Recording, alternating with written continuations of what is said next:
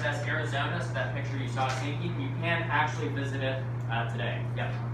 Been there? I'm so jealous. That's on like one of my, I was thinking about this summer, if COVID finally calms down. I've been dying to go to that. I've had some other students who said it's like incredible. Just like how big this thing is. Like, this picture does not do it justice, right? Like, they just say, like, you don't understand how large, and you can like see the holes, like where some of these like bombs hit it. They would have from the peak. They would have really. Okay, that's unfortunate. So like, where do you stand then? Are you like here? On the shit. Yeah, let's say I saw someone showed a picture of it. Well, yeah, it's you can actually go and visit it, which is I think like a pretty cool monument that you can actually see. They have kept it intact for you to actually still visit there at Pearl Harbor. So this takes us to Hitler is kind of drunk on power now. We're going to switch back to the European front. The United States has now officially entered the war.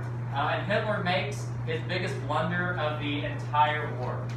So this is arguably, like most historians can actually agree upon, the fact that this mistake by Hitler most likely costs him the war.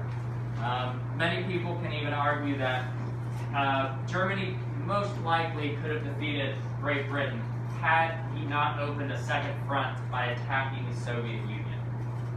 So what happens is Germany is in kind of desperate need for more oil, especially with their tanks.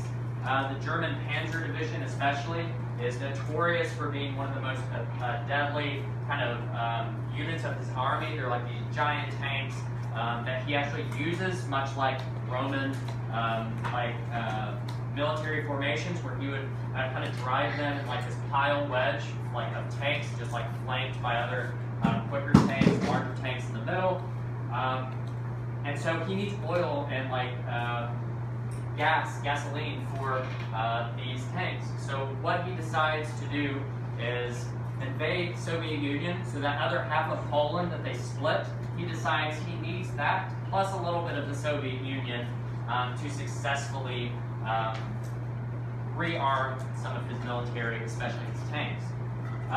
So what he ends up doing is, because he is so kind of drunk on power, he has really just ran through anyone he's faced. Even France fell very quickly within that first year of the war.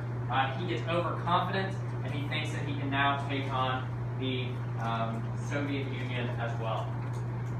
So this will bring us now to our maps section, so make sure you have those maps out handy. I have included this little note that please write small because we will start adding some battles. We'll start looking at some offensives, and we'll draw some arrows about who attacks what. So maybe try to write neat and small because this will get a little confusing if you're writing really large and kind of messy. So first up, I want you to outline the Soviet Union first off. So just like maybe draw one of those markers, just a little outline of the Soviet Union.